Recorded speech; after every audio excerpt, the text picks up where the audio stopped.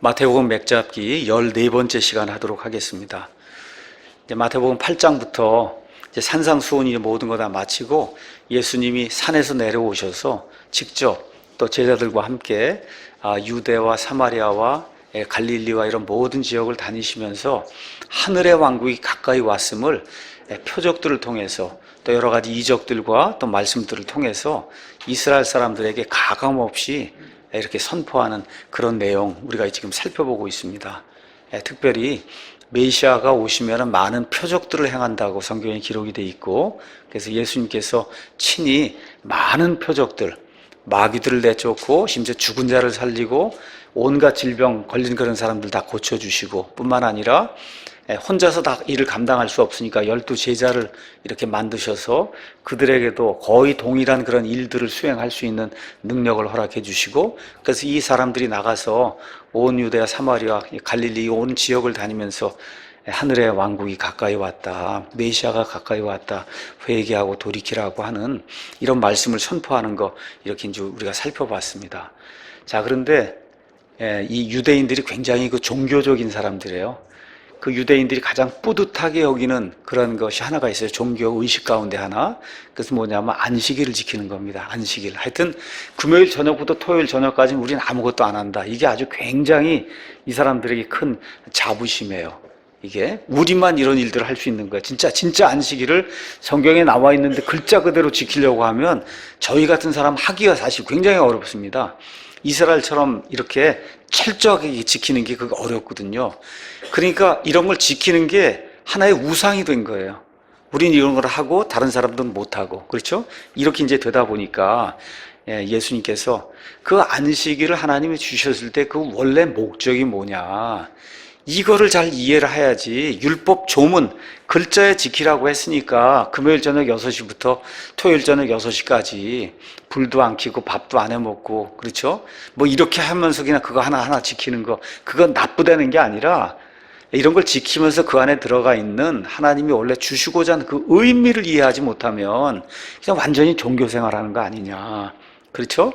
그 이야기 하면서 안식일 날 병을 고쳐주고 할 때 막 사람들이 화를 내고 이렇게 하니까, 사람이 안식일을 위해 존재하는 게 아니라 안식일이 사람을 위해 존재한다. 그래서 어떻게 해야 돼요? 안식일에라도 사람에게 긍휼을 베풀어야 된다는 거죠. 참 중요한 것 같아요. 우리 교회를 하면서, 가정생활을 하면서도 그렇고, 뭐 법도 있고 뭐 조문도 있고 여러 가지가 있을 수 있겠지만 사람을 살리는 게 가장 중요하다. 예수님 이제 그 얘기를 하세요. 이제 이렇게 이제 하면서 앞으로 나가고 유대인들의 어떤 그 가지고 있던 긍지, 자부심 이런 것들을 깨트리면서 종교를 벗어나야 된다고 하고 위선과 가식을 버려야 된다고 하고 이렇게 하니까 예수님을 어떻게 하든지 제거를 해야 된단 말이죠.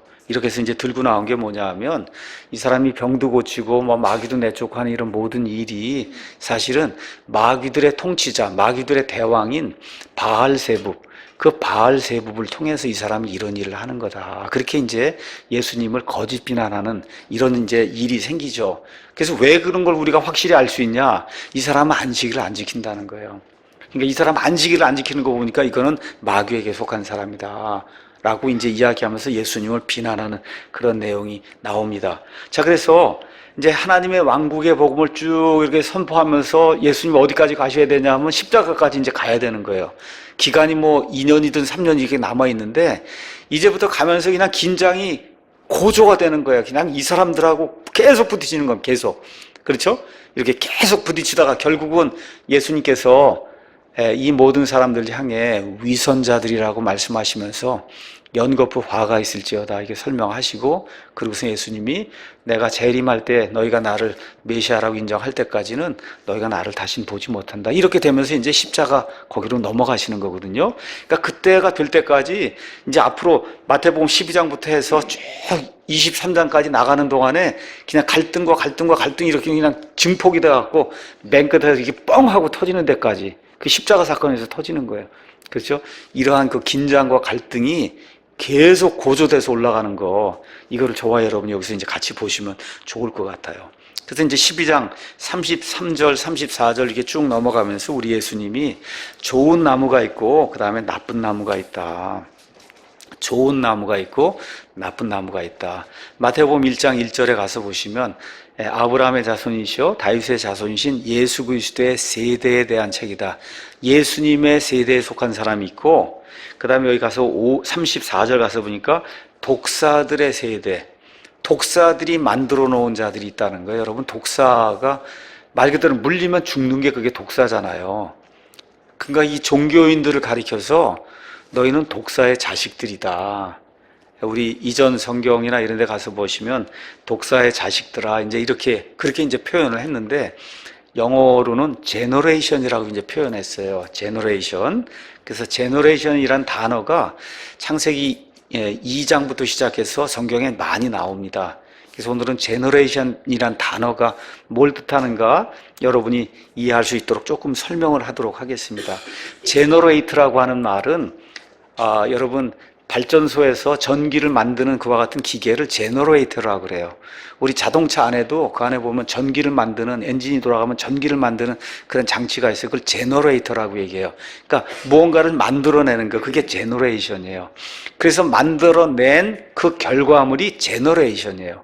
제너레이터란 동사가 있고 그걸 가지고 만들어낸 명사가 제너레이션 이렇게 돼서 이게 우리말로는 세대 이렇게 표현이 돼 있고, 여러분이 이 국어 사전이나 이런 데 가서 세대라고 하는 걸 가서 보면, 그러면 세대라는 게 보통 뭐 30년이다 이렇게 어떤 그런 세대 기간을 얘기할 때 의미도 있고, 그런 게 아니라 사람을 가리키면서도 세대로 표현한다고 우리말이 그렇게 이제 사전에도 그렇게 표현이 돼 있어요. 그래서 성경을 읽으시는 가운데 아까 제가 말씀드린 대로 마태복음 1장 1절에 아브라함의 자손이시오 다윗의 자손이신 예수 그리스도의 세대에 대한 책이다. 이렇게 이런 거 나올 때 제너레이션이 나오면 예수님이 낳은 자들에 대한 책이다. 이렇게 이해를 하셔야 돼요. 예수님이 낳은 자들, 예수님이 생산해 놓은 자들, 그게 제너레이션이에요. 제너레이션. 이런 이야기들 보시고 시편 22편 30절 또 이사야서 53장 8절 10절 이런 데 가서 보시면, 그러면 예수님이 본인으로 말미암아 생산이 될 이런 사람들을 가리켜서 세대라고 이야기하신다. 그러니까 저와 여러분이 예수님의 세대예요. 예수님의 세대. 예수님 때문에 태어나게 된, 새로 태어나게 돼서 하나님의 본성에 참여하는 하나님의 아들, 딸이 됐거든요. 그런 의미에서 저와 여러분이 예수 그리스도의 세대다. 그렇게 이야기를 할 수가 있어요. 자, 근데 창세기 6장 9절 한번 가서 볼까요? 창세기 6장 9절에 가서 보시면 노아에 대한 이야기가 이제 나오면서 6장 9절에 노아의 세대들은 이러하니라 이렇게 나옵니다. 이런 데 나온 이제 세대들 이렇게 나오면 노아가 생산한 자들 이런 거예요. 그래서 셈과 함과 야벳해서 이제 노아로 말미암아 이 땅에 태어나는 자들이 이런 자들이다 이렇게 얘기할 때 세대들이다 이렇게 이제 표현한 거예요. 그 다음에 노아는 의인이요 그의 세대들 가운데서 완전한 자다. 이 뒤에 나와 있는 세대들은 그의 세대 사람들이란 뜻이에요. 노아와 함께 살던 그런 사람들 가운데 노아는 완전한 그런 자들이었다. 그러니까 세대라고 하는 것이 이렇게 어떠한 시대를 이야기할 때도 있고 어떤 사람에게서 출생된 그런 사람들을 가리킬 때도 있고, 이런 걸 저와 여러분 이해를 하시면 되겠습니다. 그래서 조금 아까 독사들의 세대야 라고 이야기할 때 독사들이 생산한 자들아 이런 뜻이에요. 그러니까 독사의 자식들아. 근데 이게 자식으로 하면 또 이게 칠드런이 되고 이렇게 하다 보니까 원래 그 뜻을 그대로 살려서 제너레이션으로 번역을 해야만, 그래야 성경 전체가 통일이 되면서 성경을 성경으로 풀 수 있기 때문에 어쩔 수 없이 우리가 세대라고 지금 번역을 한 거예요. 근데 그게 그런 의미가 있다는 걸 여러분이 기억을 하시고, 12장 이제 39절에 가서 보시면 음란한 세대가 표적을 구한다. 음란한 세대, 이게 이런 것들도 어떤 사람들이라고 저와 여러분이 이제 보셔야지 어느 한 시대가 표적을 구한다 이렇게 하면 안 되거든요. 이런 거 보시고, 그 다음에 사도행전 13장 36절 한번 가서 보시면 참 좋은 말씀이 있습니다. 사도행전 13장 36절 가서 보니까 다윗에 대해서 이렇게 이야기하고 있어요. 이는 다윗은 하나님의 뜻에 따라 자기 세대를 섬기다가 잠들고 묻혀서 자기 조상들에게 이르러 썩음을 보았으나 이렇게 되면서 자기 세대를 섬겼다는 거예요. 이게 무슨 얘기일까요? 자기와 함께 살던 그런 사람들, 그죠? 그 사람들이 살던 어떤 시대라고 볼 수도 있고 살던 사람들이라고 볼 수도 있고, 그러니까 저와 여러분이 지금 사랑침례교회를 21세기 2018년도에 지금 하고 있는 거죠. 맞습니까? 뭘 하셔야 되냐면 우리 세대를 섬기셔야 돼. 하나님 지금 이 시대 여기에 대한민국 땅에 저와 여러분 태어나게 하고 2018년도 여기 서창동 예배당이 지금 모여서 사랑침례교회를 하고 있잖아요. 하는 이유가 뭐냐? 지금 이 세대를 섬기라는 거예요. 우리가 가지고 있는 올바른 하나님의 말씀과 올바른 교리와 올바른 교육과 올바른 사상과, 그렇죠? 이런 모든 것들을 가지고 우리가 세상 사람들에게 돈 나눠주기 위해서 지금 존재하는 게 아니잖아요. 하나님의 올바른 진리를 알려주기 위해서 존재하는 거거든요. 이렇게 하는 것이 이 세대를 섬기는 거다. 이 세대, 그렇게 이해를 하시면 좋을 것 같습니다. 자, 그래서 예수님이 이상하게도 세상 사람들, 많은 그 유대인들이 볼 때는 너무 엄청나게 뭐랄까 훌륭하게 보이는 그런 사람들을 향해서 독사의 자식들이다, 그렇게 얘기를 하는 거예요. 참 이게 정말 아이러니입니다. 그래서 이 목사가 이런 걸 볼 때마다 더 경각심을 더 가져야 돼요. 목사가 독사의 자식이 될 가능성이 더 크기 때문에. 그러니까 교회 오래 다니고 구원받으니까 오래됐다 그러고 이럴수록 혹시 독사짓을 하고 있지는 않나, 이걸 많이 좀 보셔야 됩니다. 내가 독사, 물면 죽이는 게 독사예요. 한번 물리면 죽는 게 독사예요. 예수님이 사람들이 볼 때 너무 훌륭하다고 하는 그런 종교 지도자들을 독사의 자식들이라고 얘기하는 거, 이게 하나님의 눈앞에서 하나님이 엑스레이를 쫙 찍으니까 사람이 아니라 독사라는 거예요. 엑스레이 나타나기를. 그래서 예수님이 독사의 자식들이라고 얘기하는 거를 저와 여러분이 좀 기억을 하시고, 정말 교회 생활을 오래 하고 할수록 마음이 강팍해지고 굳어지고 이렇게 해서 하나님의 마음 자체를 이해하지 못하는 그런 사람이 돼서 율법 조문에 걸려 넘어져서 그것만 가지고 사람을 이렇게 판단하는 이런 사람이 되면 하나님이 독사라고 이야기한다. 이걸 저와 여러분이 같이 기억하시면 좋을 것 같습니다. 자, 그러면서 35절 37절에 사람은 자기 마음속에 쌓아둔 것, 거기에서 말을 낸다고 얘기하는 겁니다. 선한 사람은 마음의 선한 보고에서 선한 것들을 내고, 악한 사람은 악한 보고에서 악한 것들을 낸다. 여기 보고라고 이제 표현이 되어 있는데, 이게 사실은 가서 보면 트레저라는 그런 단어를 쓴 거예요. 트레저는 뭐 보물을 쌓아두는데도 맞긴 맞는데 1차적인 의미는 쌓아놓는 창고란 뜻이에요. 그러니까 마음속에 무엇을 쌓아놨느냐, 그거에 의거해서 사람 밖으로 그게 나온다는 거예요. 사람 밖으로. 그러니까 예수님, 하나님을 가리켜서 바알세부의 그 통치자, 그 영을 통해서 기적을 일으킨다, 이런 말이 이렇게 나왔잖아요. 그렇죠? 그럼 그 사람들이 쌓아놓은 거, 마음속에 이게 쌓아놓은 게 말 그대로 마귀 것을 쌓아놨기 때문에 이 하나님의 것을 보고 마귀의 거라고 지금 이야기한다는 거예요. 그래서 아주 굉장히 그 중요한 얘기입니다. 그래서 하나님의 말씀을 쌓아놓으면 하나님의 것이 나오고, 마귀의 것들을 자꾸 쌓아놓으면 우리 입에서 마귀의 것이 나온다. 그 이야기는 이제 하면서 예수님께서 36절에 사람들이 무슨 쓸데없는 말을 하든지 심판날에 그것에 대하여 회개보고를 한다. 내 말들로 내가 의롭게 되며 내 말들로 내가 정죄를 받는다. 지금 이렇게 이제 되어 있습니다. 그래서 우리 믿는 사람들도 우리가 휴거돼서 이제 올라가면 곧바로 어디로 가요? 그리스도의 심판석으로 갑니다. 그 심판석에서 우리 몸에 행한 모든 것에 따라 옳고 그른 것, 구원받은 이후에 옳고 그른 거 한 거 하나님 앞에다 회개보고를 해야 돼. 그때 구원받은 사람도 쓸데없는 말을 했으면 회개보고를 하고 하나님 앞에 꾸중을 들어야 됩니다. 악한 말을 했으면은. 그래서 모두가 다 악한 말, 쓸데없는 말 한 것에 대해서 회개보고를 한다는 거.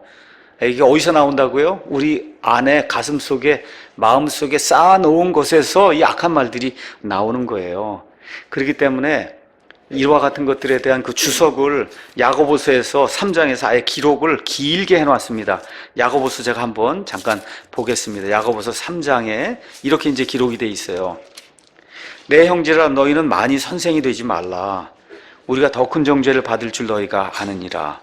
우리가 다 많은 것에서 실족하나니 만일 어떤 사람이 말에서 실족하지 아니하면 바로 그 사람은 완전한 사람이요 능히 온 몸도 제어하는 사람이다. 이렇게 쭉 얘기하면서 5절 혀는 불이요 불법의 세계다 이렇게 이야기하고 8절에 혀는 아무도 능히 길들이지 못하나니 그것은 다스릴 수 없는 악이요 죽이는 독으로 가득한 것이다 얘기하면서 이 같은 혀로 하나님을 찬양하기도 하고 하나님의 모양대로 만들어진 사람들을 이 같은 혀로 저주한다는 거예요. 그래서 야고보가 뭐라고 얘기하냐 10절에 같은 입에서 찬송과 저주가 나오는데 이건 그렇게 하면 안 되는 거다.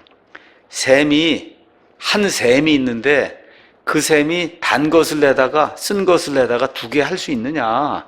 불가능하잖아요. 그렇죠? 단물 내는 셈은 단물만 내는 거고 쓴물 내는 셈은 쓴물만 내는 거고 무화과 나무가 올리브 열매를 맺을 수 있냐 혹은 포도나무가 무화과를 맺을 수 있느냐 그와 같이 어떤 셈도 짠물과 민물 둘 다를 내는 그런 셈은 없다는 거예요. 그러니까 저와 여러분이 사람을 살리는 그런 말을 하려고 일단은 노력을 해야 되고 그 노력하는데 그게 어디서 나오냐 나에게 쌓여있는 것이 자꾸 나오는 거니까 자꾸 선한 것을 듣고 선한 것을 추구하기 위해서 노력을 해야 된다. 우리 예수님께서 말씀을 해주시는 겁니다. 그래서 골로새서 4장 6절에 가서 보니까 그걸 이렇게 이제 표현했습니다. 너희 말을 소금으로 간 맞추어 항상 은혜롭게 해라. 그래서 이게 좀 이해가 안 되시면 삶은 계란을 소금 없이 한번 들어보세요. 그럼 맛이 어떤가? 거기다 소금을 요만큼만 넣어보세요. 맛이 어떻게 되는가? 이해하시죠? 그게 은혜롭게 되는 거예요, 그게 은혜롭게. 아시겠죠? 은혜롭게 해라. 예. 특히 우리 부부 생활하는 가운데 이게 좀 잘 돼야 되고 아이들도 마찬가지예요. 아이들을 대하는 거 그냥 막 그렇게 하면 안 됩니다. 예. 아이들도 귀하게 여기고 은혜롭게 아이들에게도 말도 하고 좀 그렇게 이제 해야 된다. 자, 그러면서 이제 38절부터 이제 42절에 서기관들과 바리새인들이 이제 찾아와서 뭘 얘기해요? 선생님이요, 우리가 선생님으로부터 표적을 보기 원한다. 이게 뭐예요? 이게 쓸데없는 말이에요. 여러분 지금 쓸데없는 말 하는 거예요. 이거 쓸데없는 말. 왜 그래요? 지금까지 예수님 얼마나 큰 표적을 많이 보여줬어요. 근데 지금 와서 또 보여달라는 거예요. 이런 쓸데없는 말 하면 안 된다. 쓸데없는 말에 지금 어떤 시청과 교육이 지금 여기 나오고 있는 거예요. 자, 표적은 여러분이 잘 아시는 것처럼 또 고린도전서 1장 22절에 나와 있는 것처럼 이스라엘 백성은 표적과 함께 시작이 됐어요. 그래서 창세기 그 앞에 이제 부분에 가서 보시면 표적이 없습니다. 실제 언제부터 표적이 생기냐?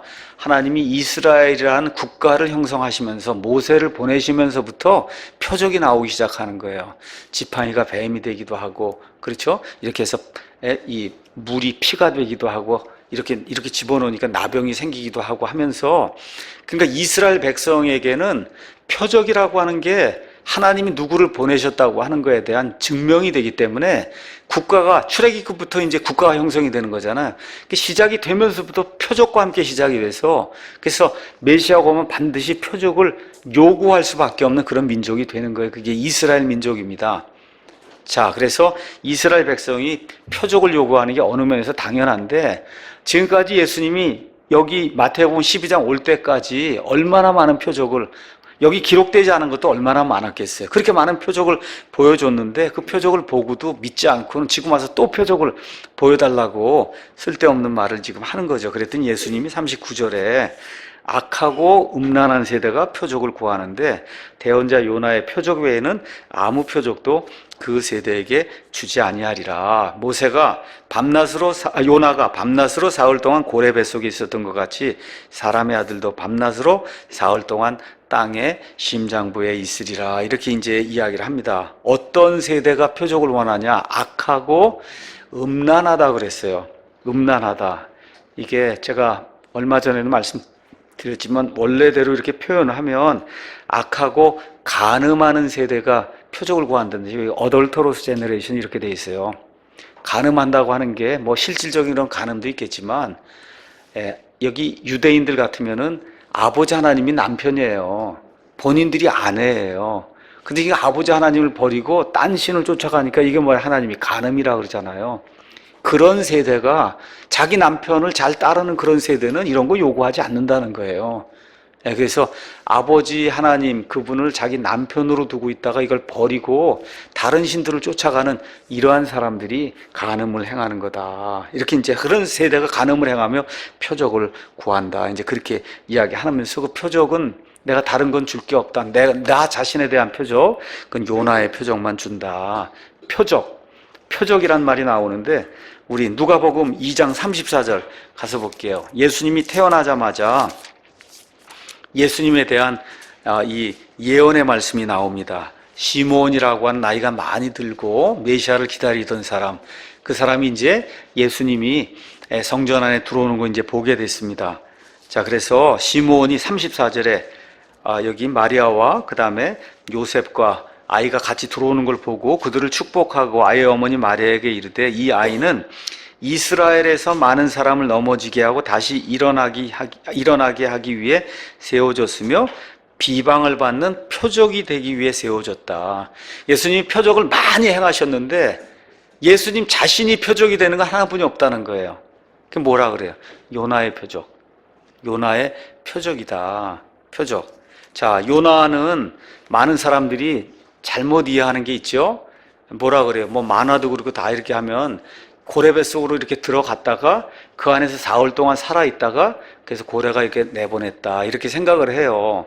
그렇죠? 예. 그리고 어느 면에서 뭐 고래배 속에 들어갔다 나왔으니까 표적인데 예수님이 얘기하는 건 고래배 속 그게 중요한 게 아니라 고래배 속에 들어가서 어떻게 돼요? 죽었다가 다시 나오는 게 표적이 된다는, 그러니까 부활이 표적이라는 얘기인데 많은 분들이 이거를 미스하면 안 돼요. 고래뱃속에 살아있다가 나왔다, 고래뱃속에 들어갔다 나온 게 표적이다, 이렇게 생각하면 이건 미스하는 거예요. 그거 아닙니다. 고래배 들어간 건 좋은데 들어갔다가 어떻게 해요? 죽었다가 나와 살아나오는 게 그게 표적이에요. 그게 예수님이 부활하신 이걸 보여주는 표적이에요. 그래서 내가 그거 부활의 표적만 주겠다고 얘기한 거예요. 내 자신이 실제로 보여줄 수 있는 그런 표적은 부활의 표적이다. 부활. 요나서 가서 잠깐 보겠습니다. 요나. 요나 가서 보시면은 1장 17절에 이제 주께서 이미 큰 물고기를 예비하사 요나를 삼키게 하심에 요나가 밤낮으로 사흘 동안 그 물고기 뱃속에 있었다. 가서 보시면 성경에 3 days and 3 nights라고 하는 말이 성경에 여러 차례 나옵니다. 그걸 원래 그대로 하면 3낮과 3밤 동안 물고기 뱃속에 있었다. 이제 이렇게 이제 되는데 이게 표현이 좀 우리말답지 못하니까 밤낮으로 사흘이다. 밤낮으로 사흘, 그렇게 이제 표현한 거예요. 원래 그대로 하면 세 낮과 세 밤이라는 뜻이에요. 세 밤이라는 뜻이야. 세 낮과 세 밤 동안에 물고기 뱃속에 들어가 있는데 살아있는 게 아니고 죽어 있었어요. 죽어 있었어요. 2장 2절에 가서 보니까 내가 내 고난으로 인하여 주께 부르짖었더니 그분께서 내 말을 들으셨고 내가 지옥의 뱃속에서, 지옥에 들어갔단 말이에요. 우리 예수님이, 이 요나가 죽어서 지옥에 들어가 있었어요. 지옥에. 그래서 예수님이 요나가 세 밤과 세 낮 동안 죽어서 저 지옥에 들어가 있었던 것처럼 나도 그렇게 세 밤과 세 낮 동안 지옥에 가는데, 지옥을 뭐로 표현해요? 땅의 중심부가 지옥이다. 그렇게 얘기하는 거예요. 그러니까 지옥이 어디 있냐 하면 땅의 중심부, 이 지구의 한가운데 정중심이 거기가 지옥이라고 지금 이야기를 해주시는 거예요. 이 대목이. 자, 6절 가서 보니까 내가 산들의 밑바닥까지 내려갔으며 땅이 자기 빗장들과 함께 영원히 내 곁에 있었사오나 오 주 내 하나님이여 주께서 내 생명을 썩음에서 끌어올리셔서, 죽어서 지금 몸이 다 썩게 됐는데 여기에서 하나님이 끌어내 주셨다. 지금 요나가 그렇게 고백을 하고 있고, 9절에 나는 감사의 목소리로 주께 희생물을 드리며 내가 서원한 것을 갚겠나이다. 구원은 주께 속하나이다. 죽었다가 다시 살아나는 이 얘기를 하는 건데, 이거를 요나가 고래 뱃속에서 아직 살아있다고, 그리고 고래가 토해냈다고 이렇게 되면 예수님이 얘기하시려고 하는 부활의 표적이 성립이 안 된다는 거. 그래서 예수님이 얘기하는 건 부활을 얘기를 하는 거지 살아있다가 고래 뱃속에서 나오는 얘기를 하는 게 아니다. 근데 얼마 동안 들어갔다 나와요? 세 밤과 세 낮 동안. 어디에? 요나가 지옥에 들어갔다 왔는데 예수님은 어디라 그래요? 그 사람의 아들도 밤낮으로 사흘 동안, 세 밤과 세 낮 동안 어디 땅의 심장부, 영어로 심장부를 허트라고 얘기했어요. 헛이 뭐 여기 정가운데, 가운데. 그래서 땅 속에 저기가 성경이 얘기한 죽은 사람들이 가는 지옥이다. 성경이 그렇게 어려운 거 아니에요. 땅속 거기가 지옥이고 땅을 벗어나서 저 위에 거기에 셋째 하늘이 있고 지금 그렇게 이제 돼 있는 거예요. 성경이 이야기하는 게. 일단 그 얘기하고 조금 있다가 낙원과 이런 것들 다시 한번 이제 설명을 하도록 하겠습니다. 가서 보니 여기 요나서에 가서 보니까 큰 물고기라고 이제 표현이 돼 있어요. 그렇죠? 근데 예수님이 그거를 여기 마태복음 12장에는 사흘 동안 고래라고 이야기했단 말이에요. 고래. 그렇죠? 고래는 여기 그리스 말로 케토스예요. 그 다음에 물고기는 익투스입니다. 익투스. 이게 두 개가 다른 거예요. 그럼 예수님이 요나서에 큰 물고기라고 돼 있으면 여기도 어떻게 해야 돼요? 익투스라는 그런 단어를 써서 물고기라고 표현해야 되는 걸 왜 예수님이 고래라고 표현했냐. 자, 다시 말씀드립니다. 요나서의 큰 물고기는 영어로 fish예요. 우리가 많이 생선이라고 할 때 fish. 그렇죠? 그 fish라고 하는 말을 우리가 생각할 때, 아, 이거는 어류구나. 이렇게 이제 생각하기 쉬워요. 생선이구나. 우리 지금 그렇게 배우니까. 근데 영어 성경이 기록이 된 지금부터 400년 전 이럴 때 옥스퍼드 영어 사전 이래 가서 보면 fish라고 하는 말은 원래 뜻이 뭐냐? 물에서 움직이는 생명체가 fish예요. 그게 고래가 됐든 뭐 물범이 됐든 바다 사자가 되든 플랑크톤이 되든 물에서 움직이는 그런 생명체를 fish라고 표현했어요. fish. 그렇게 되니까 큰 물고기라는 게 물에서 움직이는 큰 생명체란 그런 뜻이고, 그걸 우리 예수님 지금 여기 와서 그 큰 생명체가 뭐냐? 고래였다고 이야기해 주는 거예요. 고래. 그렇기 때문에 이걸 잘못 이해하고 과학을 잘못 적용해서 물고기, 즉 fish라고 하면 반드시 비늘 달린 이와 같은 어류를 의미한다고 이렇게 생각하면 안 된다는 거예요. 원래 fish는 물에서 움직이는 생명체를 다 fish라고 얘기했다. 그렇기 때문에 고래도 fish에 속한다. 그렇게 이제 이해하시면 됩니다. 또 재밌는 게 있습니다. 성경 창세기 가서 보시면 하나님이 이제 아담 앞으로 모든 생물이 이제 지나가게 하니까 아담이 모든 생물의 이름을 이렇게 지어준 거 기억하시죠? 네, 그렇죠. 근데 하나님이 직접 이름을 지어준 동물이 있어요. 우리 한번 가서 보겠습니다. 직접. 창세기 1장에 가서 보시면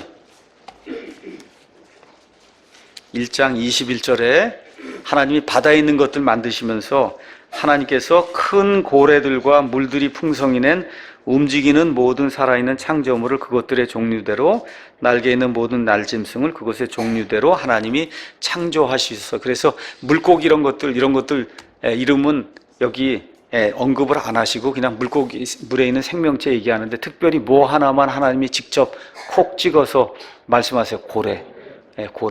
고래는 하나님이 고래라고 이름을 지어주셨어요. 고래. 우리 킹제임 성경에만 있는 진리입니다. 이거 보면서 여러분이 받는 보너스예요. 이게 하나님이 고래는 하나님이 직접 고래라고 해. 딴 데 가면 없어요. 가서 한번 보세요. 고래라고 안 돼 있으니까. 그래서 하나님이 직접 이름을 지어주신 이와 같은 그런 생명체가 고래다. 고래. 자, 그러면 밤낮으로 사흘 동안 땅의 심장부에 간다. 땅의 심장부가 요나사하고 이렇게 매칭을 해보니까 요나가 어디 갔어요? 지옥에 갔죠? 그렇죠? 얼마 동안? 세 밤과 세 낮 동안. 근데 예수님 뭐라 그래요? 세 밤과 세 낮 동안 내가 요나와 마찬가지로 땅의 중심부에 간다고 하니까 성경을 있는 그대로 믿으시면 지옥은 땅의 중심부에 있구나. 저와 여러분이 그렇게 이제 이해를 할 수가 있습니다. 맞습니까? 자, 그러면 이게 무슨 얘기냐? 우리 누가복음 가서 한번 보도록 하겠습니다. 누가복음 22장인가요? 22장. 23장 한번 보겠습니다. 23장 43절에 가서 보시면 예수님 옆에 두 명의 이제 강도가 이제 같이 달렸었는데 한 강도가 회개하고 그 다음에 주님께 구원을 요청하는 내용이 그 안에 기록이 되어 있습니다. 그래서 42절에 예수님께 이르되 주여, 여러분 주여 하고 얘기한 건 말 그대로 내 주인이십니다. 그렇게 얘기한 거예요. 예수여 그게 아닙니다. 주여 그런 거예요. 주여. 주의 왕국으로 들어오실 때 나를 좀 기억해 주십시오. 나 좀 구원해 주십시오. 그 얘기했더니 예수님께서 그에게 이르시되 진실로 내가 네게 이르노니 오늘 내가 나와 함께 어디에 있어요? 낙원에 있겠다는 거예요. 자, 그러면 낙원도 어디 있어야 되지? 예수님이 땅의 중심부에 있으니까 낙원도 어디 있어야 돼요? 땅의 중심부에 있어야 되는 거예요. 자, 이걸 그대로 두시고 에베소서 4장으로 한번 가서 보겠습니다. 예수님이 어떤 일을 하셨는가. 에베소서 4장에 가서 한번 보겠습니다. 에베소서 4장 7절부터 제가 읽어볼게요. 성경을 잘 이해하시려면 국어를 조금 잘 하셔야 돼요. 국어를 하나하나 이렇게 보고 요거를 연결을 요렇게 해야, 그래서 여기 성경이 요렇게 되는구나, 요렇게 이해해야 되는 거예요. 이해 되셨죠? 세밤과 세밤, 요나가 어디 있었어요? 지옥에 있었어요. 근데 예수님이 세밤과 세밤을 내가 어디 있게 했다 그래? 땅의 중심부에 있겠다 그래요. 근데 지금 또 강도에게 내가 너와 함께 어디에? 낙원에 있겠다 그래. 그 낙원이 지금 땅의 중심부에 있단 말이에요. 그렇죠? 자, 이렇게 돼서 예수님이 중심부에 갔다 온 거 이렇게 얘기하는 거예요. 4장 7절에 그러나 주께서 우리 각 사람에게 그리스도의 선물의 분량대로 은혜를 주셨나니 그러므로 그분께서 이르시기를 그분께서 높은 곳으로 올라가실 때 포로로 잡힌 자들을 포로로 이끄시고 사람들에게 선물들을 주셨도다. 예수님이 이렇게 올라가실 때 포로로 잡힌 자들 다 데리고 올라갔다는 거예요. 자, 이제 그분께서 올라가셨은즉, 올라갔다는 얘기는 뭐냐? 그분께서 또한 먼저 땅에 더 낮은 부분들로 내려가신 것이 아니면 무엇이냐? 이해하시죠? 땅에 사시다가 지금 낙원에 같이 있겠다고 해서 저 밑으로 들어가셨다가 그 다음에 포로로 사로잡힌 자들을 데리고 저 위로 올라가셨다는 거예요. 여러분 이해하시겠죠? 지금 그 얘기를 지금 하고 있는 거예요. 내려가신 그분께서 어디로 내려가요? 땅의 저 중심부로 내려가신 그분께서 또한 모든 하늘들보다 훨씬 위로 올라가신 바로 그분이시니 이것은 그분께서 모든 것을 충만하게 하려 하십니다 라고 얘기해서 이 안에 이런 내용들이 이제 들어있는 겁니다.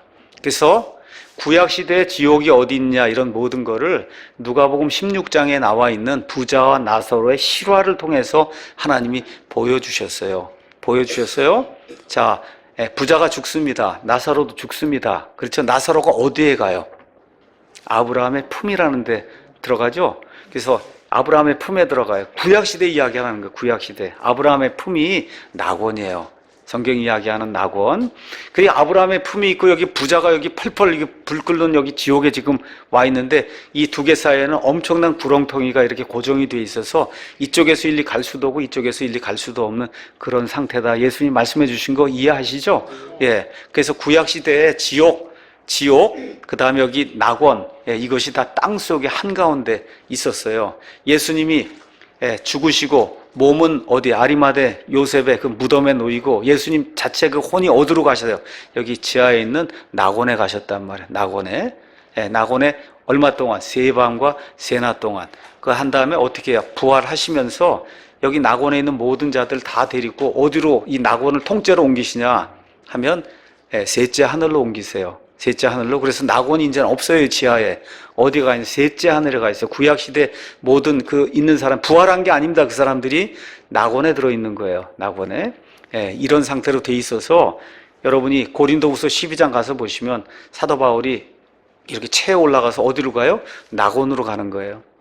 낙원에 가서 말로 이렇게 표현하면 안 되는 엄청난 말들을 듣는 그런 일이 이제 생긴다. 그래서 지금 낙원이 구약시대에는 지하에 있어서 지금 옮겨져서 예수님 올라가실 때 옮겨놨다. 이런 내용들 저와 여러분이 이제 기억을 좀 하시면 좋습니다. 자, 그러면 세밤과 세밤이다 얘기를 하니까 대개는 우리가 이제 미국 사람들은 예수님 언제 죽었냐 이제 그러면 금요일 날 죽었다 이렇게 해서 그 금요일이 좋은 금요일이다 이렇게 얘기를 해서 미국 사람들은 그 금요일을 우리나라에서는 아마 성금요일이라고 이 캐톨릭 교인들은 얘기를 하고 미국 분들은 굿 프라이데이라고 얘기해요. 굿 프라이데이. 좋은 금요일이다. 그렇게 얘기를 해요. 이제 그렇게 되면 여기 이제 문제가 생기는 거죠. 금요일 날 오후 3시쯤에 죽으셔서 그 다음에 금요일 날 오후 3시, 금요일 날 밤, 토요일 날 낮에 지나고 그 다음에 주일 날 아침 이렇게 지나면 세 밤과 세 낮이 안 되잖아요. 그렇죠? 세 밤과 세, 일단 밤만 해도 이제 두 밤뿐이 안 되잖아요. 금요일 밤 하나, 토요일 밤 하나뿐이 안 되는 거잖아요. 그렇죠? 이렇게 되니까 이게 문자 그대로 예수님 말씀하신 그대로 세 밤과 세 낮이 이루어져야 되는 게 아니냐. 그래서 대다수 이제 성경 신자들은 예수님이 아마 수요일 날 오후 3시에 돌아가시거나 아니면 목요일 날 오후 3시에 돌아가셔야 세 밤과 세 낮이 문자 그대로 이루어진다. 이렇게 이제 이야기를 하고, 저도 거기에 동의를 하고요. 그래서 과거에는 저도 수요일 날 아마 오후 3시쯤에 돌아가지 않았겠냐. 이렇게 이제 해서 토요일 날 6시, 저녁 6시쯤에 아마 부활하시고 이렇게 된 것이 아니냐. 이렇게 이제 생각을 했는데 많은 그 연구와 여러 사람들이 이런 결과를 이렇게 보고 목요일 날 오후 3시가 아니겠느냐. 이런 생각을 좀 이제 하게 됐습니다. 그래서 목요일 날 밤이 있고 금요일 날 밤이 있고 토요일 날 밤이 있고 세 밤이 있고 그 다음에 목요일 날 3시부터 6시까지 한 낮이 있고 그 다음에 금요일 날 한 낮, 그 다음에 토요일 날 한 낮 이렇게 해서 아마 세 밤과 세 낮이 아니겠느냐. 하여튼 뭐 이렇게 이제 생각을 합니다. 근데 뭐 목요일이든 뭐 수요일이든 금요일이든 사실 뭐 그렇게 중요한 건 아닌데 어쨌든 세 밤과 세 낮이 문자 그대로 이루어지려고 하면 수요일이든 아니면 목요일이든 아마 이렇게 돌아가셔야 그래야 이게 맞지 않는가. 이렇게 이제 생각이 들고 어쨌든 저 같은 경우는 그냥 그렇게 정리를 해서 kit바이블 이런 데 가셔서 세 밤과 세 낮 이렇게 저 상세 검색에 치면 왜 그렇게 믿는가 하는 그 자료와 함께 이렇게 올려놨으니까 여러분이 한번 보세요. 한 가지 확실한 거는 금요일은 아닌 것 같아요. 금요일은 아닌 것 같다. 그건 천주교의 어떤 그 뭐라 그럴까 성금요일 하는 어떤 그런 전통에 따라 이렇게 된 거기 때문에 그건 일단 안 되잖아요. 두 밤뿐이 안 되니까 일단은. 그래서 아닌 것 같다 이런 생각이 좀 듭니다. 근데 이제 이상하게도 제가 지금까지 뭐 이렇게 킹제임스 성경 사역도 하고 이런 거 하다 보면 이런 거에만 관심 있는 분이 있어요. 하여튼 뭐 수요일, 금요일, 목요일 가고 그냥 피튀기가 그냥 막 싸우고 전쟁을 벌이고 그러는데 영혼 구원한다거나 뭐 이런 거에는 그렇게 큰 관심이 없고 이런 데에 관심 있는 분이 있어요. 우리 유명한 러크맨 목사님이 있어요. 그분이 뭐라 그랬냐 하면 살과 피는 하나님의 왕국을 상속받을 수 없으니까 휴거 받을 때 피를 다 쏟고 간다는 거예요. 하늘에서 막 피가 떨어지고 그러면 이상하게 그것만 관심을 갖대요. 피 쏟아지는 거에만 관심을 갖더라고. 이상하게 공중으로 채 올라가서 몸이 변화되는 게 그게 중요한 거지. 피를 쏟든 안 쏟든 그게 중요한 게 아니잖아요. 근데 그거를 교리로 만든 사람이 있어요. 요거대로 믿어야만 성경신자라는 거예요. 여러분 그런 거 빠지면 큰일 납니다. 그 러크맨 2단 되는 거예요. 그러니까 아니다. 러크맨이 참 좋은 분이야. 너무 많은 진리를 가르쳐 줬는데 그거는 본인이 난 이렇게 생각한다고 그렇게 표현한 거지 그게 교리가 아니거든요. 근데 이상하게 카세트 외우듯이 러크맨이 얘기한 대로만 외우려고 하는 사람들이 있어요. 그래서 꼭 휴거 나오면 피를 쏟는다. 피 쏟는 것까지 얘기해야 그 사람이 성경신자라는 거라. 여러분 그런 말 있습니까? 없습니까? 없잖아요. 없어요. 그러니까 뭐만 하면 돼요. 몸이 호련히 변화되는 것만 하면 끝나는 거지. 피를 쏟든 안 쏟든 그거 우리의 관심사가 아니거든요. 여기도 마찬가지예요. 이게 뭐예요? 예수님이 부활하신다는 그게 가장 큰 표적이고 예수님 자신이 이루는 그런 표정이 여기에 초점을 줘야 되는데 너 수요일이야? 목요일이야? 금요일이야? 이걸 갖고 너 성경대로 안 믿는구나 이렇게 해갖고 비난을 하면 그럼 뭐처럼 되는 거냐? 독사처럼 되는 거예요. 독사. 여러분 아시죠? 그러니까 하나님이 이렇게 아주 명백하게 뭐 이야기한 거 이런 게 아닌 한은 뭐 수요일도 되고 뭐 목요일도 되고 근데 다만 금요일은 아닌 것 같다. 이쪽 좀 부드럽게 이렇게 좀 얘기하면 좋을 것 같습니다. 이해하시겠죠? 제 마음을. 자, 이렇게 돼서 어쨌든 예수님께서 부활하시는 거 내가 그 표적만 줄 수 있다. 표적은 내가 많은 거 행할 수 있는데 내가 직접 몸으로 이룰 수 있는 표적은 부활의 표적. 죽었다가 다시 사는 거. 그것만 너에게 줄 수 있다. 그렇게 얘기했으니까 이미 유대인들은 요나의 표적 얘기하면 뭘 알고 있었어요? 죽었다가 살아난 걸로 이미 알고 있기 때문에 내가 죽었다가 살아난다고 하는 걸 표적이라고 이야기할 수 있었던 거예요. 여러분 이해하시겠습니까? 그럼 이 말을 들었을 때 저 상대방 저 유대인들은 어떻게 이해했겠어요?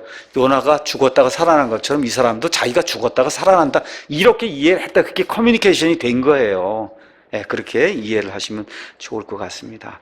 자, 이게 끝난 다음에 41절 42절에 예수님이 맨 마지막 때에 니느웨 사람들 또 남쪽 여왕 이런 사람들이 부활을 해서 그렇게 해서 이 믿지 않는 많은 그런 표적들을 보고 메시아가 누굽니까? 하나님이잖아요. 그 하나님이 직접 사람의 몸을 입고 오셔서 이 모든 걸 보여주고 그랬는데 믿지 않는 이런 사람들을 정죄하는 이와 같은 일이 생길 거라고 이야기를 해 주십니다. 자, 43절 45절에는 부정한 영이 사람에게서 나와 마른 곳들로 다니며 쉴 곳을 구하나 전혀 찾지 못하고 이에 이르되 내가 내 집 곧 내가 나온 곳으로 돌아가리라 하고는 가서 보니 그 집이 비고 청소되고 꾸며져 있으므로 이에 가서 자기보다 더 사악한 다른 영 7을 데려와 그들이 들어가서 거기 거하매 그 사람의 나중 형편이 처음보다 더 나쁘게 되니라. 이 사악한 세대도 참으로 그와 같이 된다. 그러니까 하나님이 오셔서 올바른 말씀을 전달할 때 그걸 듣지 않으면은 여기 이 사람처럼 7배가 더 악하게 된 거잖아요. 이런 일이 생긴다고 하나님이, 예수님이 이렇게 정죄의 말씀을 이제 해주시는 겁니다. 자, 먼저 뭘 저와 여러분이 기억해야 되냐? 마귀, 그 다음에 마귀들, 이게 실제로 존재하는 그런 영이라는 걸 저와 여러분이 기억해야 되고, 가서 뭐라 그래요? 내 집이라 그러죠. 그러니까 사람 몸을 마귀들이 자기 집이라고 부른다는 거, 자기의 거처로 삼는다는 거, 이 사람 몸에 이런 것들을 기억을 하고, 이렇게 하다 보니까 잘못 생각을 하고 축사를 해야 된다, 이렇게 주장하는 사람들이 있는 거예요. 그렇죠? 축사를 아까 점심 먹을 때에도 어느 한 분이 축사하는 그런 교회에서 오셨는데 아주 죽을 지경이라고 가서 하면은 끝난 다음에 뭐 여기다 대고 뭐 나가라 그러고 막 그냥 소리를 지르고 막 그러는데 참을 수가 없다, 이제 그런 이야기를 좀 하시더라고. 이게, 자, 저와 여러분이 기억해야 될 게 있어요. 신약성경 처음부터 끝까지 한번 다 가서 보세요. 마귀를 내쫓아야 된다 이런 명령이 있을까요, 없을까요? 너희는 마귀를 내쫓아라 이런 명령 있어요, 없어요? 없어요. 없습니다. 그런 거 명령으로 사랑하라든지 섬기라든지 뭐 이런 건 있어도 명령으로 너희가 반드시 나를 믿으면 마귀를 내쫓아야만 하느니라, 이렇게 슈드라든지 뭐 쉘이라든지 이런 단어를 써서 그런 얘기는 없습니다, 한 번도. 또 그런 일을 하는 게 우리의 본보기라고 가르친 적도 없어요. 자, 먼저 그리스도인과 비그리스도인을 설명을 하겠습니다. 그리스도인은 하나님의 영이 들어와 있는 사람이에요. 자, 그러면 이론적으로 얘기해서 하나님의 영이 마귀보다 셉니까, 약합니까? 그러면 마귀가 여기 들어와서 이게 틀 수가 있어요? 못 들어오죠? 그러니까 그리스도인 마귀 들릴 수 있어요, 없어요? 마귀의 영향은 받을 수 있어요? 영향은 받을 수 있지만 완전히 마귀에게 사로잡히는 그런 일은 그리스도인에게 생기지 않는다. 그거 저와 여러분 꼭 기억을 하셔야 되고, 자, 비그리스도인에서 어떤 사람이 마귀 들렸다고 그 이야기 할 때 어떻게 해야 이 마귀가 나갈 수 있느냐? 사람의 소유권이 마귀에게서 하나님께로 옮겨지기 전엔 절대 마귀가 나가지 않습니다. 그러니까 이건 소유권의 문제라는 거, 그걸 저와 여러분 기억을 하시고, 그래서 뭘 해야 되느냐? 진실로 구원받으면 그러면 마귀가 그 안에 거할 수 없기 때문에, 그래서 어떻게 해야 되느냐? 이 사람에게 어떻게 하든지 복음을 잘 가르치고 설명을 해서 하나님이 그 사람을 주장할 수 있도록 그렇게 만들면 마귀는 그냥 자연스럽게 나가는 그런 일로 성경에 기록이 돼 있어요. 그러니까 구원받지 않은 그런 사람 축사를 한다 그러고 이렇게 하는 것은 성경에 나와 있지 않은 거예요. 어떻게 해야 되냐? 제정신이 돌아왔을 때 어떻게 잘 설명을 해서, 그래서 하나님이 누구시고, 그래서 예수님을 주인으로 영접을 하면, 그러면 그 전에 있던 주인은 나갈 수밖에 없는 거예요, 그 집에. 그 이후에는 절대 마귀가 다시 들어오지 못한다. 소유권이 바뀌었기 때문에 이런 것들 저와 여러분 기억하시면 좋을 것 같습니다. 자, 46절에서 이제 50절에는 예수님의 어머니와 그 다음에 형제들이 찾아와서 예수님과 이야기하려고, 많은 사람들이 아마 그랬겠죠. 저 사람이 미친 사람 같다 그러고, 뭐 얘기하니까 하여튼 찾아온 거예요. 그랬더니 우리 예수님께서 누가 내 어머니냐, 누가 내 형제들이냐 하시고 손을 내밀어 자기 제자들을 가리키며 이르시되 내 어머니와 내 형제들을 봐라. 누구든지 하늘에 계신 내 아버지의 뜻을 행하는 자 곧 그가 내 형제요 자매요 어머니다. 이런 것들을 보시면서 또 성경을 오해하면 안 됩니다.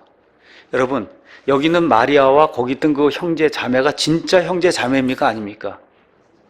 진짜 형제 자매예요. 진짜 형제 자매입니다. 아니라 그랬지 않았냐 그러면 안 되는 거예요.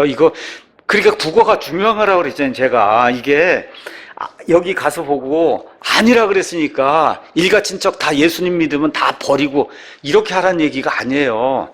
지금 여기 포인트가 뭐예요? 예수님이 지금까지 사생활은 다 버리고 이제 어떤 생활로 들어오셨어요? 공생애로 들어오셨잖아요, 공생애. 그렇죠? 공생애로 들어온 이후에 예수님이 한 번이라도 마리아를 어머니 이렇게 부른 적 있어요? 없어요? 없단 말, 공생애로 들어오신 거예요. 이제 삶이, 예수님의 그 사명을 가지고 살던 그런 삶이 사적인 그런 아들에서 온 세상의 구원자로 지금 나타나셔서 이 일을, 메시아 일을 하는 그런 상황이 됐기 때문에 예수님이 그렇게 이야기하는 거지, 예수님 믿으면 형제 자매 다 버려야 돼, 이런 식으로 해석하면 안 되는 겁니다. 공생애를 살고 계신다. 그러면서도 예수님이 맨 마지막에 공생애 맨 끝에 돌아가시기 전에 요한복음 19장에 가서 보니까 요한이 몰래 이렇게 십자가 있는 데까지 쫓아왔잖아요. 그렇게 얘기하니까 자기의 어머니, 그래서 친어머니, 그 어머니를 부탁하는 내용이 그 안에 기록이 되어 있잖아요. 그렇죠?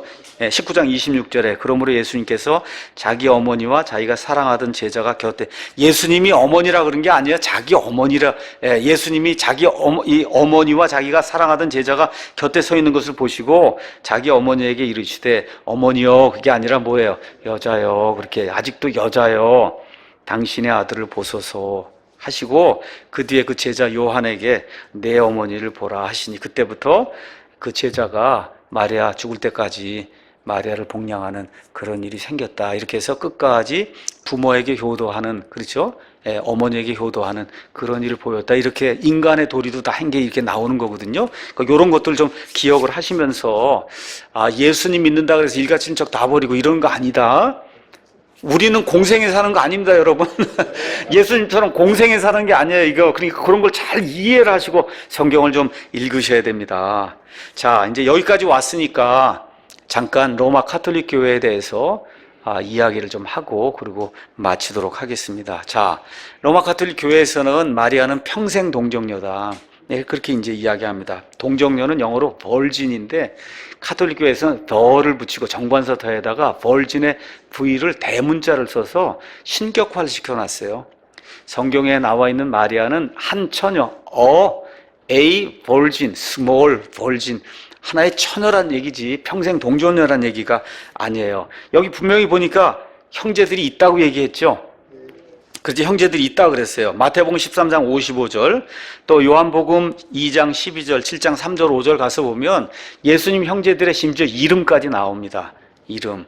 근데 카톨릭 교회에서는 평생 동정녀가 돼야 되니까, 예수님만 낳고 더 이상 안 낳다니까 모든 그 형제니 뭐 이건 다 뭐라 그래요? 사촌이다. 이제 그렇게 이제 가르치는 거예요. 사촌. 맞죠? 이렇게 해야만 마리아 그 평생 동정녀 이런 교리가 형성이 되면서 천주교회가 유지가 되기 때문에, 그러니까 결국은 이걸 또 유지하려니까 어떻게 해요? 성경을 이렇게 좀 변개를 해야 돼요. 마태복음 한번 가서 보겠습니다. 마태복음 1장 25절에 보면, 그녀가 그녀의 맏아들을 낳을 때까지 그녀를 알지 아니하다가 낳음에 그의 이름을 예수라 하니라, 이렇게 돼 있어요. 우리 킹제임스에는 맏아들, 영어로 first born son이라고 돼 있어요. first born, 처음으로 낳은 아들. 여러분, 맏아들 그러면 그 얘기는 무슨 얘기야? 다른 아들이나 뭐 딸도 있다는 얘기죠. 맞습니까? 그러니까 그 first born이 반드시 있어야만 되는 거예요. 근데 NIV 등에 가면 그게 빠져 있어요. 그게 그냥 아들을 낳은 걸로 돼 있다고요. 왜 그래요? 마리아를 평생 동정녀로 만들어야 되니까 다른 자식들은 있으면 안 되는 거예요.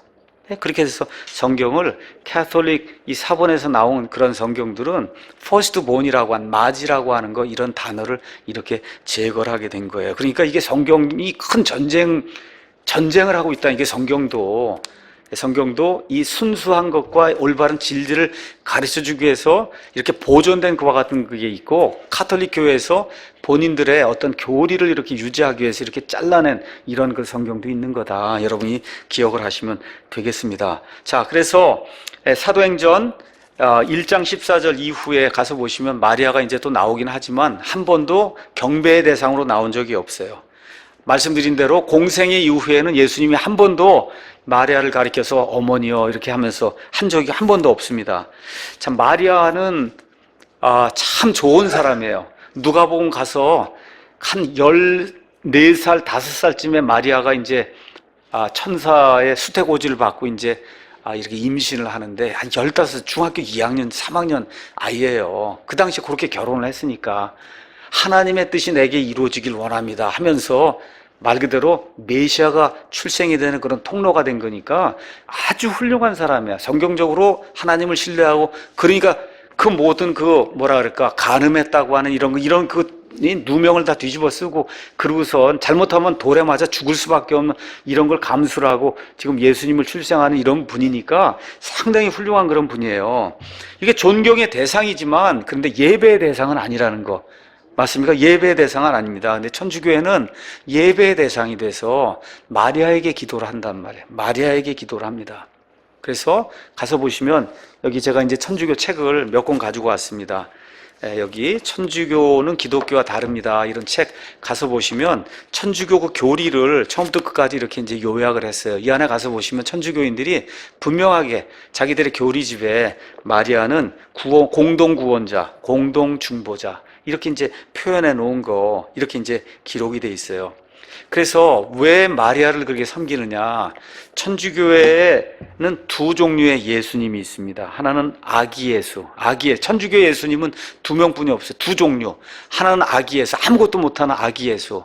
하나는 무지하게 무서운 예수. 둘 중 하나뿐이 없어요. 그러니까 너무 무섭기 때문에, 그래서 어떻게 자비가 많은 마리아를 통해서 예수님께 나아가야 된다. 그래서 표어가 To Jesus through Mary. 마리아를 통하여 예수님께 나아가야 된다. 이게 천주교의 뭐라 그럴까, 구원 방법이거든요. 구원 방법. 이렇게 하다 보니 1854년에 마리아는 죄 없이 잉태가 됐다는 무염시태 교리를 교황이 이제 발표를 했고, 그 다음에 1951년에는 마리아가 승천했다. 그걸 몽소 승천. 이렇게 해서 어떤 분이 이제 마리아 재림 교리도 나오지 않겠느냐, 이렇게 이제 이야기를 하고 있어요. 그래서 성경의 마리아는 누가복음 1장 46절에 47절에 나와 있는 거 가서 보시면 죄인입니다. 다만 훌륭한 사람이죠.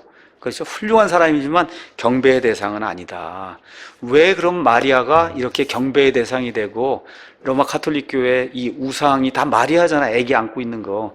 그 왜 그렇게 됐느냐 하는 건 요 책을 보시면 지금부터 한 4,000년, 4,500년 전에 이 바벨탑 사건, 그때부터 이 어미와 아기를 섬기는 이와 같은 종교가 온 세상에 어떻게 파급이 됐는가, 이게 내용이 이 안에 기록이 돼 있어요. 여러 가지 그 자료와 함께 이 안에 기록, 천주교의 유래라는 이런 책이 있습니다. 가서 한번 보시고, 그래서 결국 성경은 구조가 이 바빌론에서 어미와 아기를 섬기는 이러한 그 거짓 종교, 이것이 쭉 내려오다가 요한계시록 17장 18절에 음녀 바빌론, 그게 멸망하는 걸로 해서 종교적인 그런 그 체제, 악한 체제가 무너져 내리는 이렇게 대조가 이렇게 돼 있는 걸로 돼 있어요. 성경 구조가. 그러니까 이 뭐라 그럴까, 천주교가 무엇라고 하는 거를 저와 여러분이 정확히 이해를 해야, 그래야 우리가 믿는 예수 그리스도가 어떤 분이라는 걸 정확하게 알 수가 있다. 이런 걸 좀 기억을 좀 하시고, 더 이상 얘기하지 않겠습니다. 성경에도 가서 보시면 아스다롯이라는 그런 여신이 있고, 예레미야에서 가서 보시면 예레미야 당시에 유다 사람들이 하늘의 여왕에 분양해. 하늘의 여왕. 지금 마리아의 호칭이 뭐예요? 하늘의 여왕이에요. Queen of Heaven. 그래서 천주교회 미국이나 이런 데 가서 보면 Queen of Heaven이라고 와이 써놨어요. 마리아는 Queen of Heaven. 이렇게 이제 다 돼 있거든요. 그래서 이런 것들 이제 보시고, 자, 이런 일과 함께 제가 마지막으로 하나 더 소개해 드릴 거는 천주교 사상평가, 우리 마르틴 로이드 존스 목사님이 천주교에 대해서 아주 쓴 말을 했습니다. 뭐라고 얘기했냐? 마귀가 만든 여러 가지 작품 중에 최고의 걸작품, 영어로 마스터피스가 천주교회다, 그렇게 이야기를 했어요. 마르틴 로이드 존스 목사님이. 그렇게 해서 여기에 속아 넘어가면 안 된다. 어떤 일들을 했는가를 정확하게 기억을 해야 된다. 이 세 책을 우리 출판사에서 내고, 그 다음에 킵바이블, 아니면 우리 사랑침례교에 들어오셔서 천주교 무료 PDF 이렇게 치시면은, 그럼 이 책을 무료로 받아서 이렇게 읽으실 수가 있으니까 여러분 보시고 또 다른 분들에게도 알려주시고 그렇게 이제 하면 좋겠습니다. 자, 이게 이야기하면서 하나만 더 이야기합니다. 우리 요한계시록 가서 보시면 계시록에 7교회가 나와요. 그 7교회 중에 처음에 나오는 교회가 뭡니까? 에베소 교회죠. 에베소 교회. 그 에베소 교회에 성령님께서 하시는 말씀이 있어요. 그 말씀이 5절에 그러므로 내가 어디서 2장에 내가 어디로부터 떨어졌는지 기억하고 회개하며 처음 행위를 해라. 왜 그러냐? 4절에 내가 처음 사랑을 버렸다. 에베소 교회가 정말 하나님을 향한 그런 사랑을 가지고 있었어요. 그런데 에베소 교회는 문제가 하나가 있었어요. 그 에베소에는 온 세상 사람들이 칠대 불가사의라고 여기던 다이애나 여신이 있었어요. 얼마나 여신상이 크고 한지 온 세계 사람들이 저걸 어떻게 만들었을까? 칠대 불가사의라고.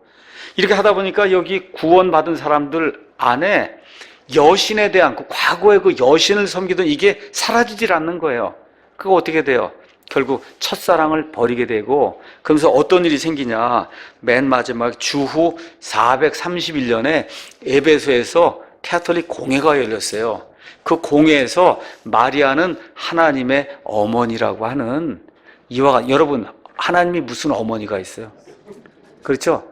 하나님의 어머니라고 하는 이와 같은 뭐라 그럴까? 결의를 에베소에서 하게 됐어요. 근데 하나님 뭐라고 얘기하세요? 여기 가서 보니까 내가 회개하지 아니하면 내가 속히 내게 가서 내 등잔대를 그것에서 옮기리라 해서 그 이후로 지진이 생기고 해서 에베소 교회가 다 없어져 버린 거예요. 그러니까 처음에 그렇게 뜨거운 사랑을 가지고 여신 섬기던 거 다 버리고 하나님께로 돌아온다고 했는데 그냥 그게 여신이 떠나질 않는 거예요. 결국은 그 도시에서 어떻게 해요? 하나님의 어머니 마리아를 이렇게 만들어서 마리아 숭배를 이렇게 일으키게 하는 그와 같은 원인이 됐던 데가 에베소예요. 그래서 결국은 없어져 버리게 됩니다. 그래서 이런 일들이 있다는 걸 기억을 하시고 이런 책들을 통해서 그래서 천주교회가 무엇인가 이걸 정확히 알아야 그래야 앞으로 말세에 어떤 일이 생길지를 저와 여러분이 이해할 수가 있습니다. 그래서 오늘 여기까지 해서 마태복음 12장 끝까지 강해를 마치도록 하겠습니다.